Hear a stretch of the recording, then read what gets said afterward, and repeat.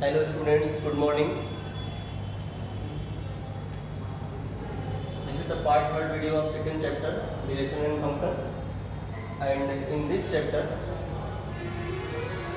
we will study about the definition of the relation and some properties of relation. Suppose some terminology regarding to the relation, domain of the relation and range of relation, what is codomain, definition of function. तो हम लोग क्या करेंगे, जो पहले दूसरे part में हम लोगों ने Cartesian product of two set देखा था, तो कुछ कार्टेशियन प्रोडक्ट से रिलेटेड कुछ थ्योरम है जो बुक में दिए हुए हैं, मैं आपको वो बता देता हूँ. उसके बाद मैं आपको डिफिनीशन ऑफ रिलेशन पे डायरेक्टली चेक करता हूँ. टोटल से ये चीज़ जो लिखा हुआ है A equal to B is implied and implied by A subset of B and B subset of ए.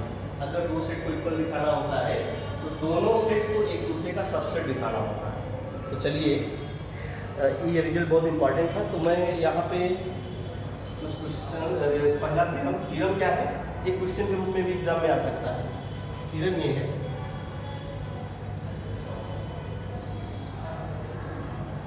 है, पहला A cross B intersection C equal to A cross B intersection A cross C. और दूसरा result दे रखा है A cross B union C equal to A cross B union A cross C. एक एक करके इसको देख लेते हैं कैसे इसको प्रूव करते हैं. जैसे दो सेट को इक्वल दिखाना आप जानते हैं, इनको इक्वल दिखाना है. इसमें से मैं एक रिजल्ट प्रूव करता हूँ, फर्स्ट वाला. सेकेंड जो रिजल्ट होगा वो आपके लिए एक्सरसाइज है. जैसे मैंने पहला प्रूव किया उसी तरीके से आप दूसरा वाला भी प्रूव कर सकते हैं. तो पहला मैं प्रूव कर देता हूँ, बाकी दूसरा आपके लिए एक्सरसाइज हो जाएगा, उसको आप प्रूव करेंगे. चलिए इसको मिटा देते हैं दूसरा वाला. अब पहला क्या लिखा हुआ है, A cross B intersection C equal to A cross B intersection A cross C. तो दोनों को इक्वल दिखाना है. तो दोनों को इक्वल दिखाने का मतलब दो सेट को इक्वल तब दिखाते हैं जब दोनों क्या हो, एक दूसरे के सबसेट हो, तो दोनों सेट इक्वल हो जाते हैं. तो ये चीज़ मैं कई बार बता चुका हूँ आपको सेट के. तो यहाँ पर अगर आपको इन दो सेट को इक्वल दिखाना है, एक सेट लिखा हुआ इधर सेट ए नहीं लिखा, इधर पूरा सेट क्या लिखा हुआ A cross B intersection C, और इधर जो सेट लिखा हुआ है A cross B intersection A cross C. तो दोनों को अगर एक दूसरे का सबसेट दिखा दें तो दोनों क्या हो जाएंगे, इक्वल हो जाएंगे. तो चलिए स्टार्ट करते हैं. सबसे पहले मैं इसको इसका सबसेट दिखाना चाहता हूँ. तो अगर इसको इसका सबसेट दिखाना चाहता हूँ क्या करूँगा, यहाँ पर एक आर्बिट्रेरी एलिमेंट चूज करूँगा और जो arbitrary element left side choose किया जाएगा, देखेंगे कि क्या वो इधर साइड में है या नहीं है. अगर है तो ये इसका सबसेट हो जाएगा. और सिमिलरली राइट साइड में आर्बिट्रेरी एलिमेंट चूज करके उसको दिखाएंगे कि वो लेफ्ट साइड वाले सेट में है. अगर ऐसा हम कर ले गए तो दोनों एक दूसरे का सबसेट हो गया और फिर क्या हो जाएगा, फिर दोनों इक्वल हो जाएंगे. क्या करें, सबसे पहले यहाँ पर एक आर्बिट्रेरी एलिमेंट चूज करते हैं. लेट अच्छा, यहाँ पर जो आर्बिट्रेरी एलिमेंट होगा वो कैसा एलिमेंट होगा, कैसा एलिमेंट होगा, ऑर्डर्ड पेयर टाइप का एलिमेंट. को रीजन क्या है, ये Cartesian product of two set है, A cross B intersection C. तो एक सेट तो ए है और दूसरा इंटरसेक्शन वाला सेट है. तो कार्टेशियन प्रोडक्ट में हमने बताया था ऑर्डर्ड पेयर टाइप के एलिमेंट आते हैं, इसमें पहला एलिमेंट पहले सेट से होता है, दूसरा एलिमेंट दूसरे सेट से होता है. तो यहाँ पर अगर हम बात करें तो अगर हम चूज करें, क्या चूज करें, एलिमेंट, तो ऐसा एलिमेंट लेंगे यहाँ पे A cross B intersection C में ऑर्डर्ड पेयर टाइप के एलिमेंट. तो देखिए कैसे लेते हैं. Let x comma y be an arbitrary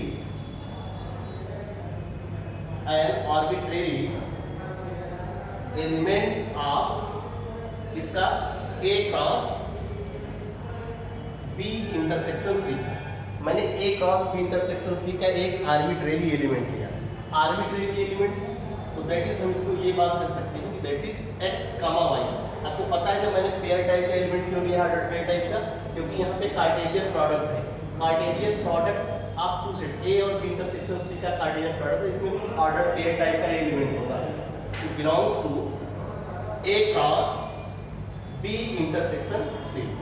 it implies that, what implies this statement, x y belonging to a cross b intersection c implies that the first component x belonging to the first set A and the second component y belonging to the second set, that is b intersection c. So I am going to write this statement that is implied by this statement x belonging to the first set A and y belonging to the second set B intersection C.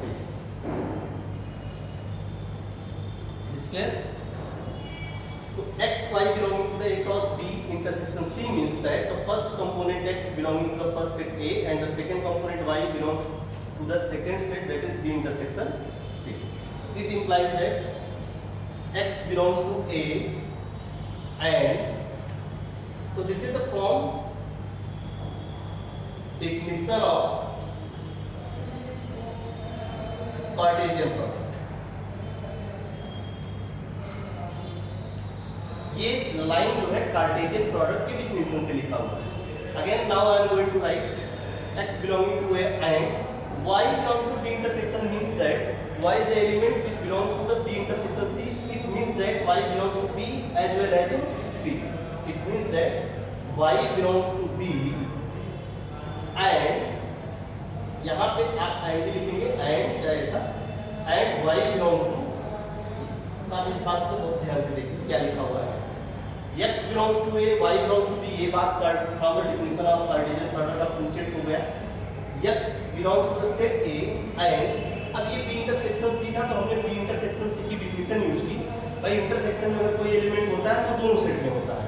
तो here y belongs to B intersection C means that y belongs to the set B and y belongs to the set C also. तो this is ये कहाँ से मैंने लिखा है from the definition of intersection of two set.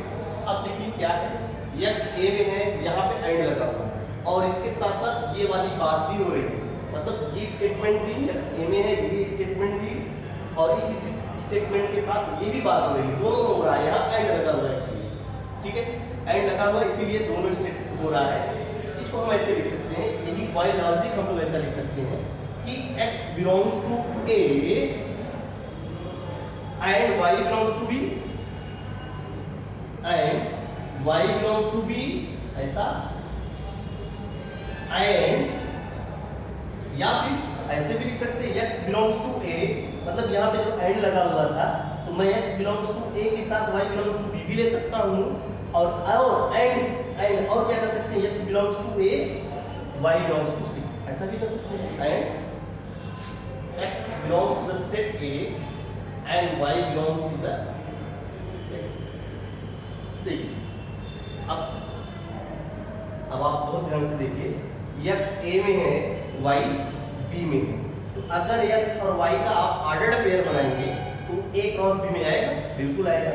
क्योंकि अगर x A में है y B में है तो x और y का जो ऑर्डर्ड पेयर बनेगा, x और y का ऑर्डर्ड पेयर ये कहाँ आएगा? ये तो A क्रॉस B में बिल्कुल चला जाएगा. A क्रॉस B में जो एलिमेंट होता है ऑर्डर्ड पेयर टाइप का एलिमेंट होता है जिसमें पहला एलिमेंट पहले सेट से दूसरा एलिमेंट दूसरे सेट से.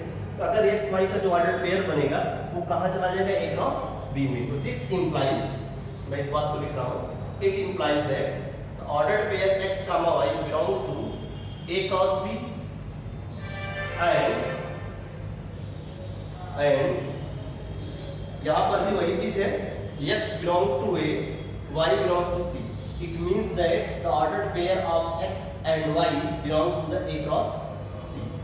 पर अगर A में आपका x है और C में y है तो x और y का जब भी आप ऑर्डर्ड पेयर बनाएंगे तो A क्रॉस C में चूंकि ordered pair type element Cartesian product में होते हैं तो x और y का जो ऑर्डर्ड पेयर होगा वो A क्रॉस C में निश्चित रूप से होगा.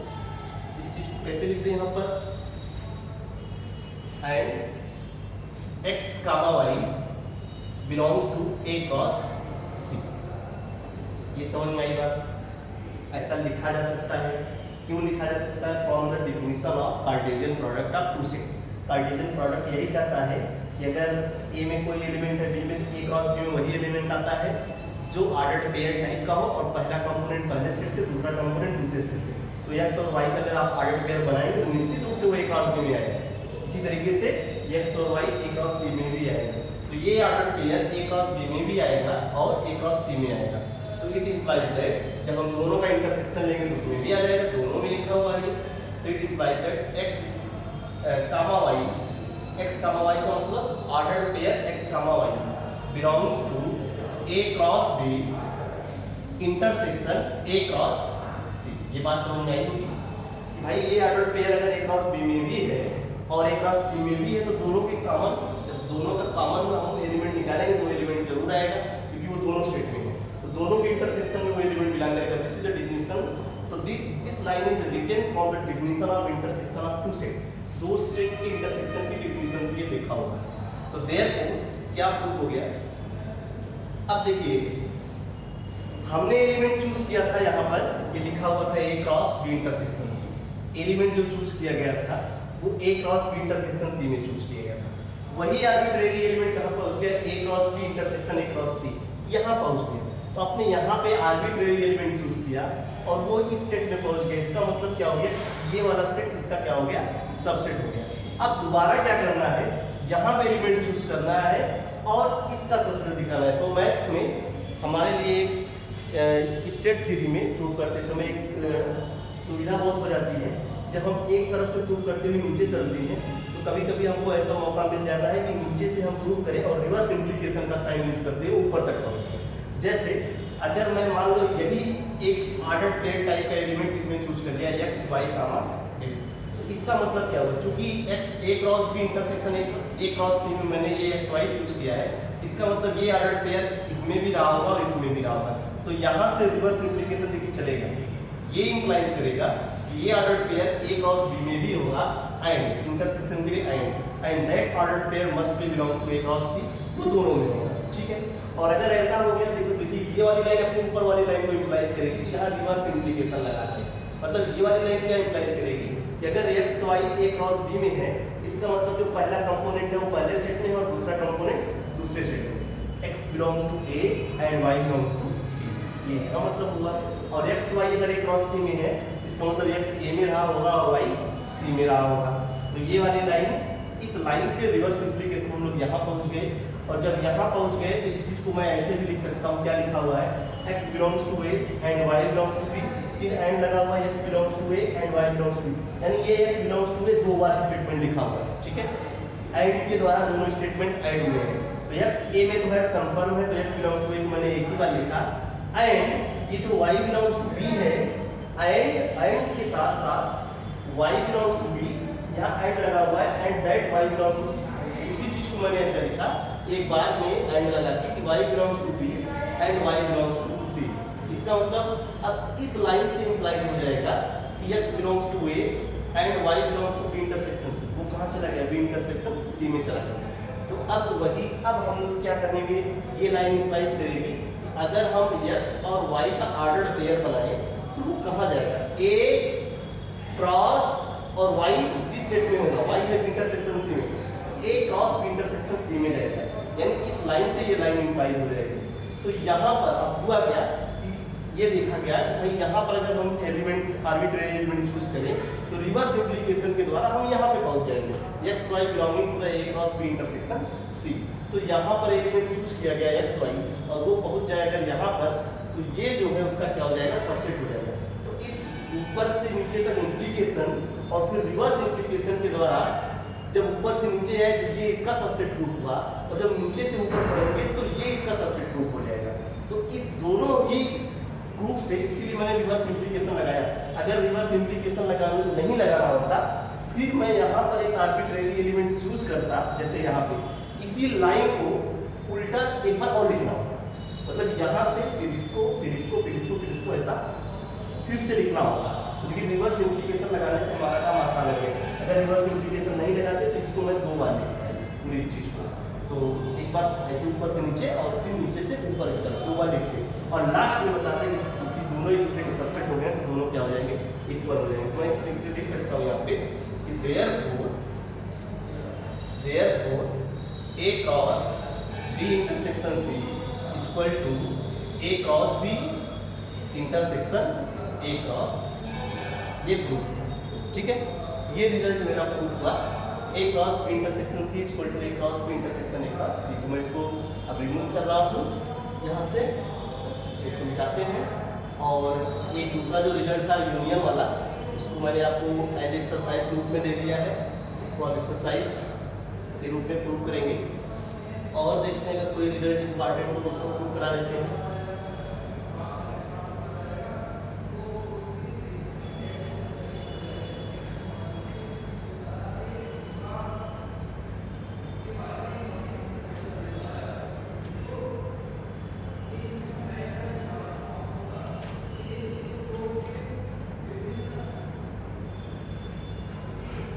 चलिए एक रिजल्ट और प्रूव करा देते हैं, ये भी इम्पॉर्टेंट रिजल्ट है आपके लिए। फॉर द सेट्स, ये थ्योरम सेकंड समझ लो इसको।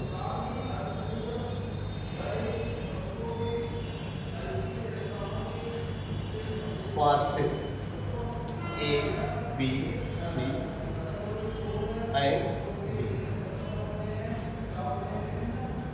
A cross B intersection C cross D is equal to A intersection C cross B intersection D।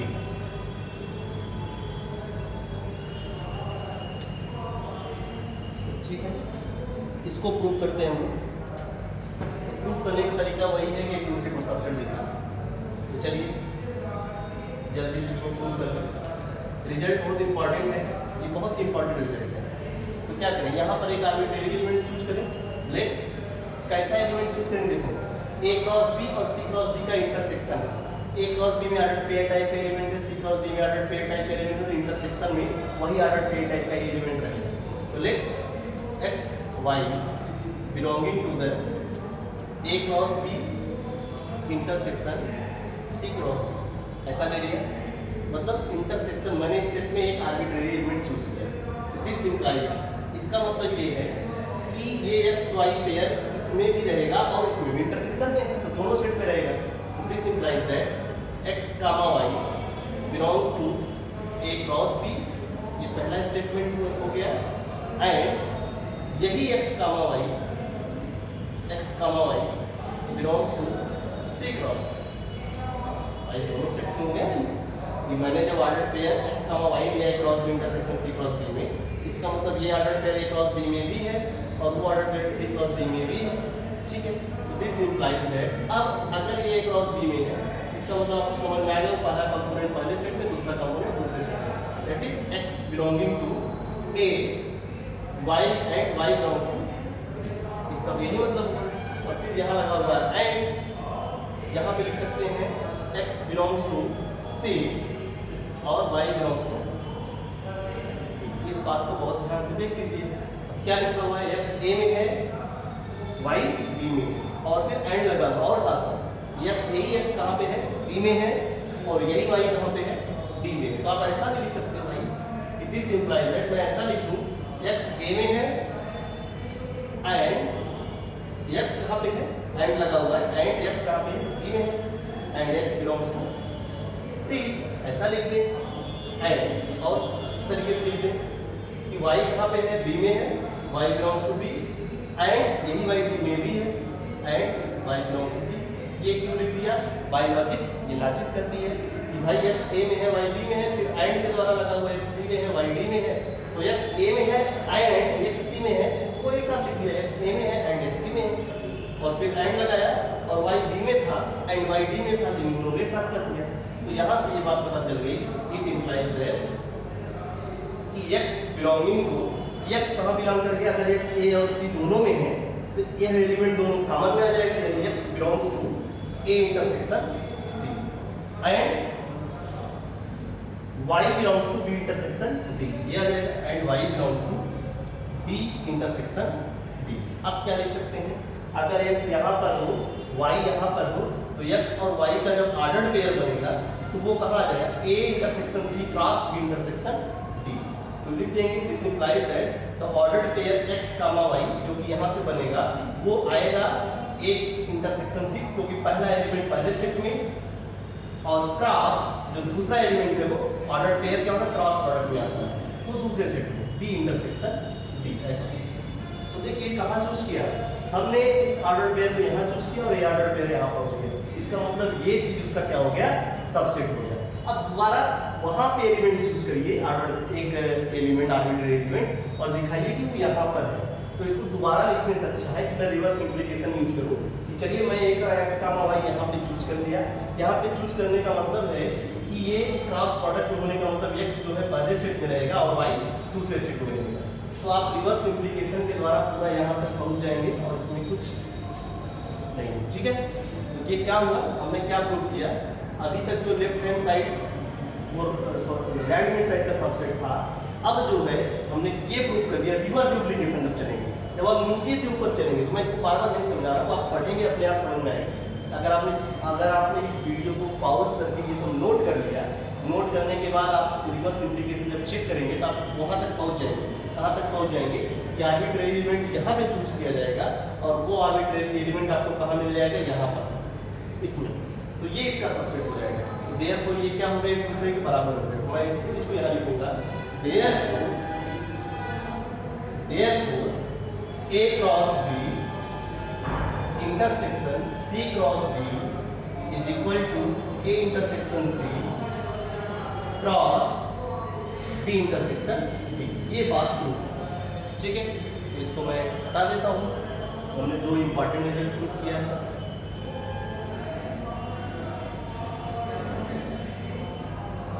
क्योंकि टाइम कम है और आपको जो है रेडिएशन तक लेके चल रहा है, तो और देखें कोई रिजल्ट इंपॉर्टेंट अगर आपको दिखेगा तो जरूर दिखा दिया जाएगा।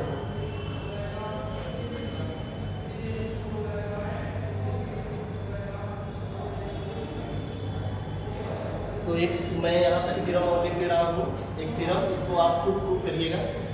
जैसे मैंने इसको किया है, ये दिया हुआ है A क्रॉस B, ये theorem number 3, A cross B intersection C equal to A cross B difference A cross C, A cross B difference C, A cross B difference C is equal to A cross B difference A cross C। यानी ये Cartesian product difference आपको set के ऊपर distributive property hold करता है, आप ऐसा कर सकते हैं, ठीक है। तो इसको आप प्रूव करिएगा, बहुत ही आसान है। यहाँ पे एक आर्बिट्रेरी एलिमेंट लीजिएगा, x कैसे लेंगे, let x comma y belongs to A cross B difference C, ऐसा लेंगे। तो जो पहला कंपोनेंट है वो पहले सेट में हो जाएगा एंड जो दूसरा कंपोनेंट है वो कहाँ हो जाएगा, B डिफरेंस C में हो जाएगा, ऐसा हो जाएगा।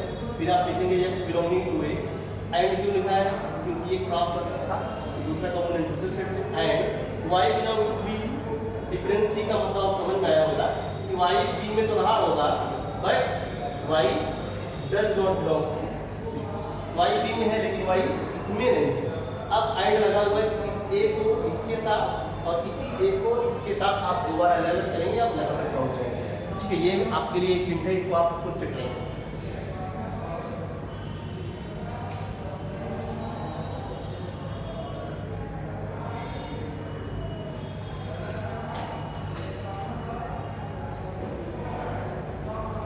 अच्छा देखिए, अभी हम लोगों ने रिजल्ट प्रूव किया। मैं आपको क्वेश्चन नंबर 7 है और इसने कहा है कि if A is subset of B then prove that, if A subset of B then prove that, तो ये प्रूव करना है कि A cross B intersection B cross A is equal to A2 का मतलब A स्क्वायर नहीं है, A2 का मतलब होता है A क्रॉस A, इसका मतलब होता है A क्रॉस A। ये प्रूव करना है, क्या प्रूव करना है, यदि जो है A B का सबसेट हो देन प्रूव दैट। तो इसको प्रूव करना भी बहुत आसान है, इसको इसका सबसेट और इसको इसका सबसेट दिखाना है। लेकिन अगर एक रिजल्ट अभी जो इसके पहले प्रूव किया गया वो आपको याद आ रहा हो कि वो रिजल्ट ऐसा था, A cross B intersection A cross या B क्रॉस, यहाँ पे C क्रॉस D लिखा होगा, C cross D, A cross B intersection C cross D, this is equal to A intersection C cross B intersection D। ये result A cross B intersection C cross D equal to A intersection C cross B intersection D। ये result अगर use कर लें हम लोग तो यहाँ पर A क्रॉस B और यहाँ पे जो C क्रॉस D है वहाँ पे लिखा हुआ है B क्रॉस A।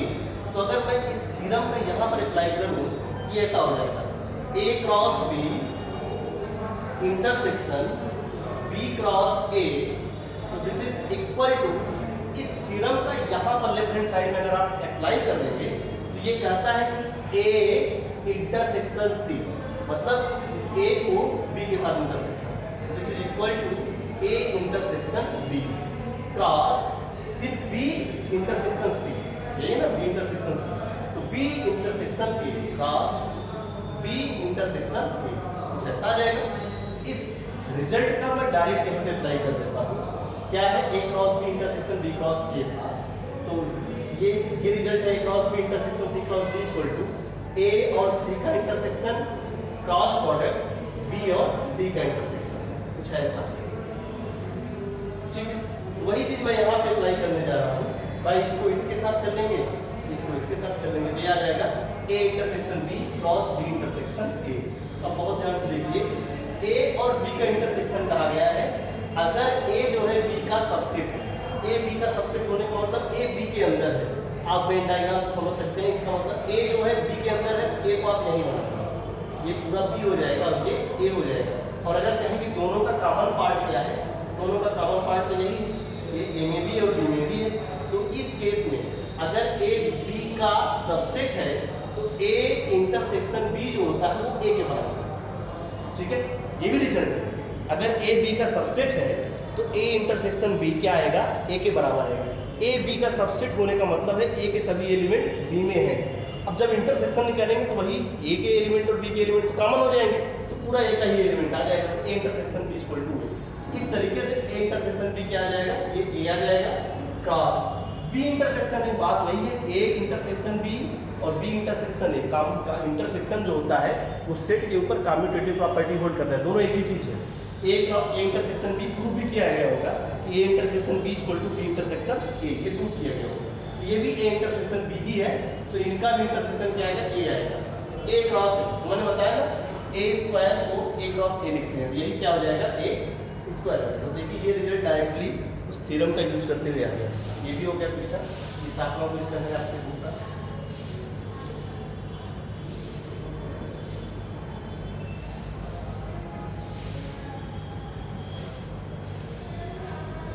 इसके बाद ऐसे बहुत सारे क्वेश्चन आप करेंगे। हम आ जाते हैं, आज डिफिनीशन आपको बताते हैं रिलेशन, तो रिलेशन की डिफिनीशन पर जाते हैं।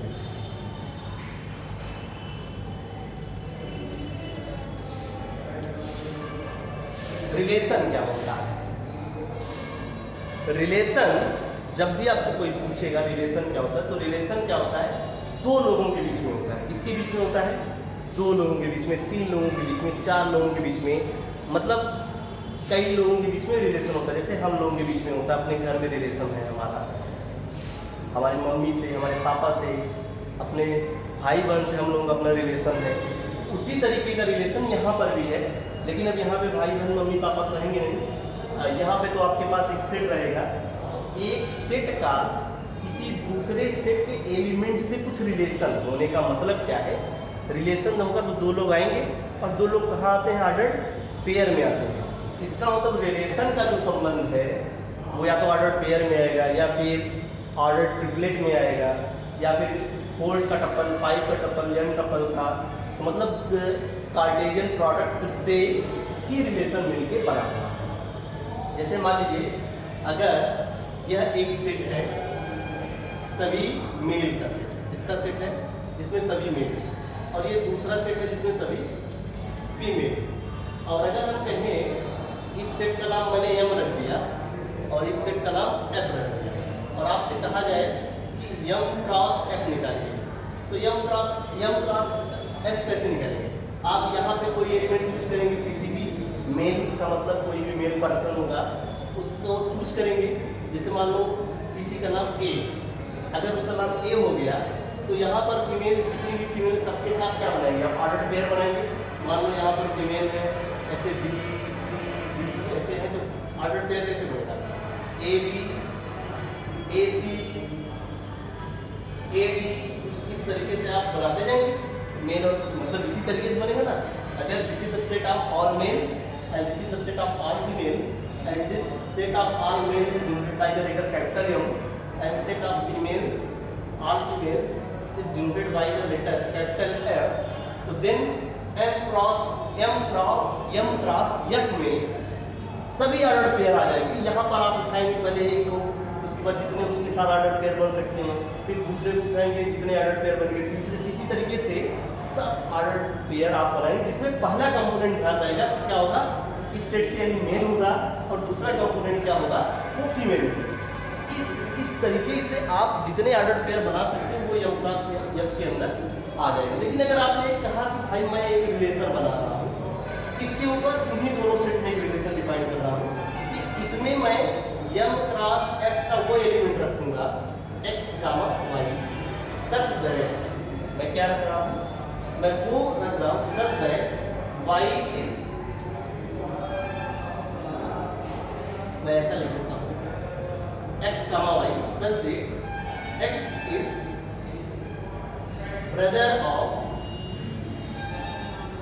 वाई।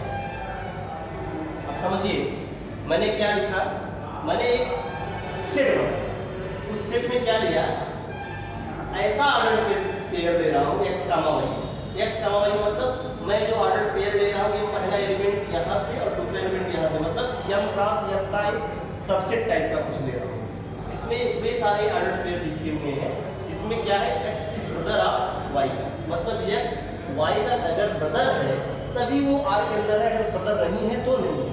जैसे आप यहाँ पर जब आप एम क्रॉस एफ निकाले होंगे तो जब आपने ए लिया, ए के साथ बी आ गया, ए के साथ सी आ गया, ए के साथ डी आ गया, बात समझ में आ रही है। तो ए, अब अगर आर के अंदर बात करेंगे तो ए के साथ कौन आएगा, ए के साथ ए जो है बी के साथ आएगा नहीं, आ भी सकता है, अगर ए जो है बी का भाई है तो ए बी इसमें आ जाएगा, अगर ए सी का भाई है ए सी आ जाएगा, अगर नहीं है तो नहीं आएगा। तो इस आर के अंतर्गत वही एम क्रॉस एफ के एलिमेंट आएंगे जो इस कंडीशन को सेटिस्फाई करते हैं। तो इस तरीके से जो आर होगा, अब इस आर के अंदर एम क्रॉस एफ के सभी एलिमेंट नहीं आ जाएंगे, केवल वही आएंगे जो इस रिलेशन को डिफाइन कर रहे होंगे। तो इस तरीके से हम रिलेशन को कह सकते हैं कि रिलेशन जो होता है वो किसी सेट के कार्टेशियन प्रोडक्ट का सबसेट होगा। तो ये जो आर होगा निश्चित रूप से it is the subset of M cross F, M cross F का सबसेट होगा, क्योंकि आर के अंदर जो होगा एलिमेंट वो एम क्रॉस एफ का ही होगा, लेकिन सभी एलिमेंट नहीं होंगे जो इस कंडीशन को सेटिस्फाई करें, जिसमें एक्स जो है वाई का ब्रदर रहा होगा वही एलिमेंट आएगा, बाकी सब नहीं आएगा। तो चलिए अब डिफिनेशन ले लेते हैं हम लोग रिलेशन की। तो सीधा सीधा रिलेशन की डिफिनेशन क्या बनाए हम लोग, देखिए रिलेशन, देखिए आपका वीडियो चल रहा है या मैं बोलता जा रहा हूँ, हाँ ठीक है वीडियो तो चल रहा है, चलिए ठीक है।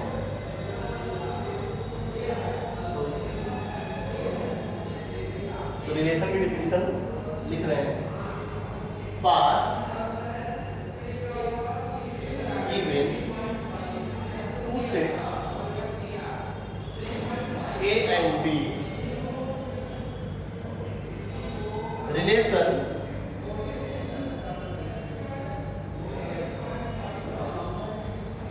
द रिलेशन जिसको हम कैपिटल आर से डिनोट कर रहे हैं, इसको किससे डिनोट कर रहे हैं, कैपिटल आर से। The relation is subset of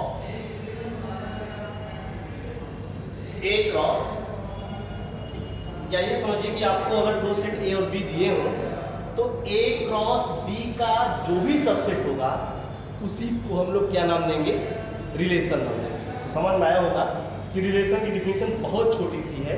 जब भी आपसे पूछे कि रिलेशन क्या है, आप तुरंत बताइए relation is subset of A cross B. That means क्या मतलब है कि जो रिलेशन है it is the subset of A cross B. Relation में किसका एलिमेंट आता है, ए क्रॉस बी का एलिमेंट, ऑर्डर पेयर टाइप के एलिमेंट आते हैं। हाँ, रिलेशन की कुछ डिफिनेशन होती है, उस डिफिनेशन के अनुसार ही ए क्रॉस बी के एलिमेंट आते हैं। ऐसा नहीं है कि ए क्रॉस बी के सभी एलिमेंट आ जाएंगे। अगर ए क्रॉस बी के सभी एलिमेंट आ जाए तो देखेंगे, व्यू देखेंगे, उसके बाद उसको भी कुछ नाम देंगे। और ऐसा भी हो सकता है कि भाई ऐसा रिलेशन कोई बना दे तो जिसके अंदर रिलेशन का कोई एलिमेंट ही है तो वहाँ पर क्या हो जाएगा, इम्पटी रिलेशन आ जाएगा, उसका नाम इम्पटी रिलेशन करेंगे। तो क्या है, हमने क्या बताया कि relation is subset of A cross B. सीधा सीधा definition, R is subset of A cross B. Relation क्या है, इस चीज को एकदम दिमाग में बैठा लीजिए, याद कर लीजिए। Relation is subset of A cross B. किसी भी दो सेट के कार्टेशियन प्रोडक्ट का कोई भी सबसेट हो उसको हम लोग क्या बोलेंगे, रिलेशन बोलेंगे। फॉर एग्जाम्पल आपको दे देते हैं, फॉर एग्जाम्पल अगर मान लीजिए ए इक्वल टू एक सेट ले लिया 1 2 3 और B इक्वल टू एक सेट ले लिया ऐसा A B, तो आप देखेंगे A क्रॉस B क्या आएगा, A क्रॉस B निकालना आपको आता ही है। A क्रॉस B जो आएगा वो आ जाएगा 1 कामा A 1 कामा B, ऐसे ही 2 comma A 2 comma B 3 comma A 3 comma B। A cross B निकालना आता है। A क्रॉस B में पहला एलिमेंट पहले सेट से होता है, दूसरा एलिमेंट दूसरे सेट से होता है, ऑर्डर पेयर का एलिमेंट। तो 1 के साथ पहले मैं ऑर्डर पेयर बना रखा 1A 1B 2A 2B 3A और 3B, तो टोटल ये A क्रॉस B है। अब अगर मैं यहाँ पर कुछ रिलेशन बना रहा हूँ, जैसे पहला मैंने रिलेशन बनाया R1 इक्वल टू इसमें ले लिया 1 कामा A 2 कामा B, बंद। जैसे एक और रिलेशन ले लिया R2, इसमें ले लिया 1 कामा A 2 comma B 3 comma A 3 comma B, ऐसा ले लिया। R3 ले लिया, R3 के अंदर क्या लिखा देखो, मैं कुछ नहीं रखा। और R4 ऐसा ले लिया कि भाई 1 कामा A 1 comma B 2 comma A 2 comma B 3 comma A 3 कामा ऐसा भी ले लिया। और R5 इसमें ले लिया जैसे 3 कामा, क्योंकि बहुत सारे हमने सबसेट लिखे हैं। तो देखिए जो R1 है वो A क्रॉस B का सबसेट है कि नहीं, जो सेट A और B दिया हुआ है A क्रॉस B में निकाला। देखिए R1 A क्रॉस B का सबसेट है कि नहीं, R1 A क्रॉस B का सबसेट कब होगा, हाँ बिल्कुल ये सबसेट है A क्रॉस B का, क्योंकि R1 का प्रत्येक एलिमेंट यहाँ पर है। R1 का एक एलिमेंट क्या है 1 कामा A, हाँ यहाँ पर है 2 कामा A 2 कामा A, हाँ बिल्कुल है। तो R1 जो है A क्रॉस B का क्या है सबसेट है, तो R1 को क्या बोलेंगे रिलेशन, तो ये रिलेशन ठीक है। A क्रॉस B का कोई भी सबसेट क्या बोला जाएगा, रिलेशन बोला जाएगा। R2 1 कामा A यहाँ पर है, 2 कामा B वो भी है, 3 कामा A 3 कामा B। तो यहाँ पर हम देख रहे हैं कि R2 का प्रत्येक एलिमेंट A क्रॉस B में है, तो ये भी A क्रॉस B का सबसेट है, it is also subset of A cross B। अगर A क्रॉस B का सबसेट है तो क्या हो जाएगा, इसी को क्या बोलेंगे रिलेशन बोलेंगे। तो R2 भी क्या है, इट इज आल्सो रिलेशन, तो ये भी क्या है, this is a relation. R3 में देखिए क्या है, R3 में कुछ नहीं है, R3 में कुछ नहीं है, इसको क्या बोलते हैं, इसको तो एम्प्टी सेट बोलते हैं। अच्छा, बात ये भी है कि एम्प्टी सेट भी तो सभी सेट का सबसेट होता है, एम्प्टी सेट दुनिया के हर सेट का सबसेट होता है, तो A क्रॉस B का तो सबसेट होगा ही, वो A क्रॉस B का ही सबसेट होगा। तो R3 को भी हम लोग रिलेशन बोलेंगे, इस रिलेशन का नाम होगा एम्प्टी रिलेशन। इस रिलेशन का नाम क्या है, एम्प्टी रिलेशन। जो टाइप्स ऑफ रिलेशन में कुछ एक दो रिलेशन में तो कुछ रिलेशन आपको यहीं से मिल जाता है एग्जाम्पल में ही।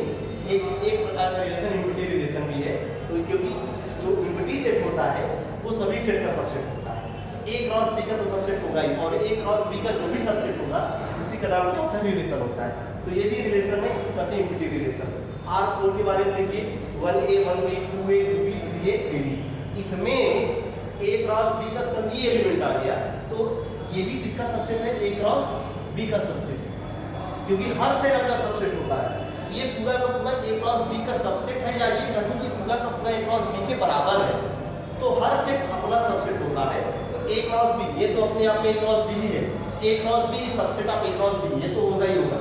तो इसको बोलते हैं यूनिवर्सल रिलेशन। क्या बोलते हैं, यूनिवर्सल रिलेशन। और R5 की बात करें तो सिंगलटन सेट है, तो ये भी किसका है, A क्रॉस B का सबसेट है, it is also subset of A cross B, क्योंकि यहाँ का प्रत्येक एलिमेंट A क्रॉस B में होना चाहिए। 3 कामा B वो A क्रॉस B में है, ये भी क्या है, एक रिलेशन है। मैंने आपको आज रिलेशन की डिफिनेशन बताई, रिलेशन का आपको एग्जांपल समझाया, और ये भी बताया कि किसी भी सेट के दो जो है रिलेशन, जैसे A क्रॉस B के दो रिलेशन फिक्स है, एक तो एम्प्टी रिलेशन क्योंकि वो सबका सबसेट होता है, और एक तो वो खुद यूनिवर्सल रिलेशन। तो एम्प्टी रिलेशन और यूनिवर्सल रिलेशन सभी के निकलते हैं, सभी सब A क्रॉस B जैसे प्रोडक्ट के निकलेंगे, क्योंकि एक एम्प्टी तो सबका सबसेट होता है, तो A क्रॉस B का होगा ही होगा, और एक बिल्कुल। तो दो ट्रिवियल रिलेशन हमेशा एग्जिस्ट करेगा, एक एम्प्टी रिलेशन और एक यूनिवर्सल रिलेशन। तो किसी फाइनाइट सेट, किसी भी सेट से किसी दूसरे सेट में दो ट्रिवियल रिलेशन एग्जिस्ट करेगा।